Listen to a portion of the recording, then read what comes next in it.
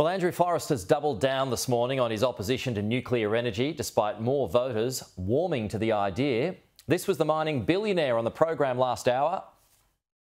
Would you prefer coal, which everyone's moving away from, or would you prefer nuclear? That's like saying, would you like to be held up by an armed robber or an unarmed robber? I mean, it's a pretty basic lead for the answer question, Pete. And also, if they're not given the facts, right? If they're not given the facts that it's 10 to 15 years away at least, that it's 4 times more expensive. All right, joining us is the National Senator Matt Canavan, live in Canberra. What's your response to that, Matt? Well, what's Twiggy got to be scared about? I mean, if it is 4 times more expensive and it's going to take ages to build, what's he got to worry about? It won't be a competitor to his wind farms and other renewable energy investments around the country. I mean, they seem very, very scared about the prospect of nuclear power, and that seems to belie the fact then that they do think that it might actually be a competitor to their own investments. Of course, here Twiggy is commentating from a conflicted position. He is a large investor now in renewable energy, so.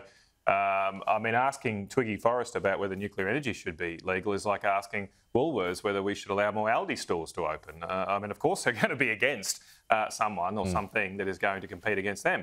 The reality is that we're one of the only developed countries in the world that ban the use of nuclear energy. Almost all other developed countries are progressing the construction of nuclear facilities. And look, I just think our ban is now out of date, out of step with the world, and its only effect is to potentially keep prices higher than otherwise. So let's just remove the ban and see what happens. What have we got to lose? Yeah, look, he makes the point, and others have made this point too, that when it comes to nuclear, and in particular the small to medium reactors, they're not used anywhere else in the world, or the technology isn't ready yet.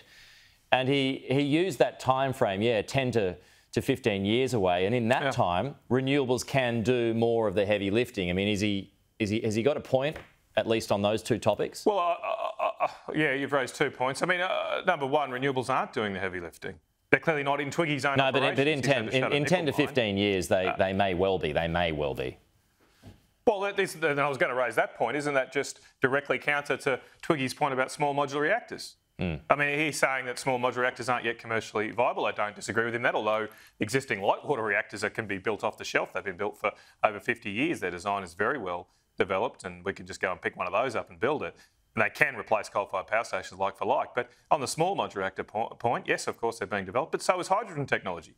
Twiggy's out there wanting large government subsidies towards hydrogen technologies, none of which is commercially deployed around the world to provide an energy solution.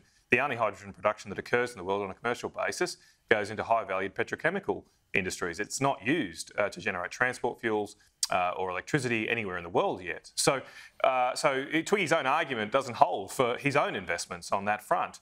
And then, as I say, renewable energy is clearly just not delivering for us right now. We're about to lose our entire nickel industry. Twiggy said that people are walking away from coal. Well, Indonesia's not. They expanded their coal-fired power production by 30% in 2022, 30% in 1 year. And as a result of that, they are stealing our nickel jobs, our nickel industry from Australia because they've got a cheaper cost of production. We've had a real-world test there. Is renewables cheaper than coal? Well, clearly it's not, because Indonesia is delivering much lower energy prices to its nickel industry using coal-fired power than we can going down this obsessive renewables route.